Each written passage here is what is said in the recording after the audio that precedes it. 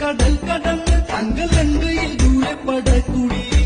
സേനാപതി സൂര്യ സൂനു വന്ന് രാമചന്ദ്രന്റെ യാത്തിരു സന്നിധിയിൽ എന്തിനും രക്തം കൊടുക്കുവാൻ സുഗ്രീവന്റെ പടക്കൂടയുണ്ട് പടപ്പൊരുതണം കടലിളകണം വെട്ടിത്തലകൾ